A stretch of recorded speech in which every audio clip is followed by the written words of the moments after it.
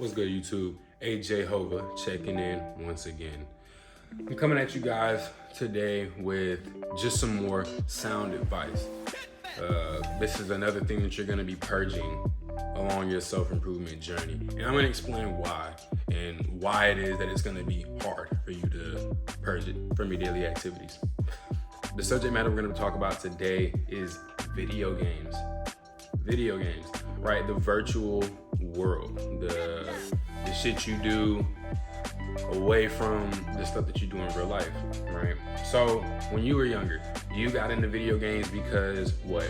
Because you liked the idea of leveling up a character, of building something, right? So let's say your game was 2K, right? You can't play basketball in real life, so you get entrenched in 2K, right? You build this character up, you go through their story, their My Career, and you're buying VC, leveling up their shooting, leveling up their 3-point, and eventually you get them to a point where they're just a beast, right? You go online and they have a ratchet, they can dunk on anybody, they can cross anybody, they're the perfect basketball player, right?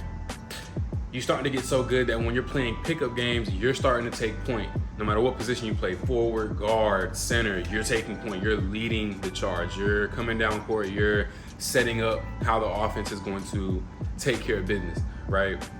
Along the road, you're gonna meet friends, and y'all start squatting up on a regular basis. Y'all start letting each other know when y'all gonna get online, joining parties and stuff like that, running out plays and in the chat, letting each other know, communicating how you're gonna decimate the other team, right? I'm gonna tell you why all that shit is bad for you. The reason why you get so entrenched in video games is because you have, as a guy, you have an instinct in you that you need to be constantly leveling up. And video games take that urge in men, young men, and they twist it and manipulate it into locking you into these virtual worlds, these worlds that you could become a god in, and it would never do anything for you in real life, right? It's called escapism.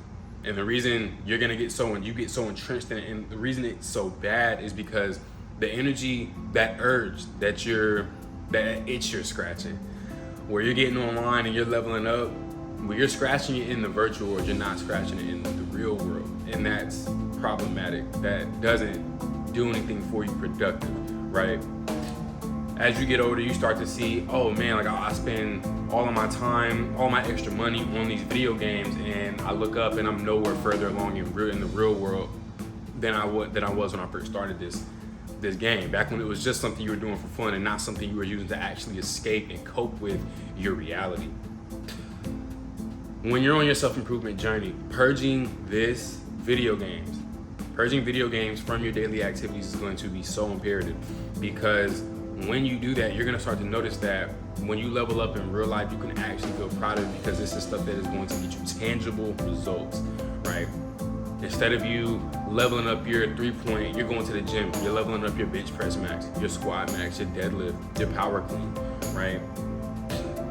When you start to do that, you look in the mirror, and like I spoke on the last video, that self-contempt starts to fade because you're proud of what you see, because you know you're actually doing real work that's gonna progress you further along your path. Purging video games from your daily activity, it frees up mental space, and what you'll notice is the time that you spend on video games, when you're getting those dopamine hits, when you're leveling your character up, when you're winning those games, those championship rings and stuff like that, it doesn't hit nearly the same as doing the same thing in real life, and it never will. It never will. Coming to this realization, some of you already have, but you continue to play video games because you don't rightly know how to go about getting those dopamine hits in real life. I'm gonna tell you, it's going to the gym, it's learning how to meditate properly, it's learning how to hold conversations with people, learning how to go out in public and not be anxious in a crowd.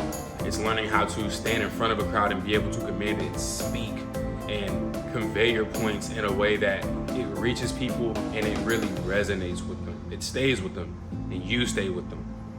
That's what leveling up in real life looks like.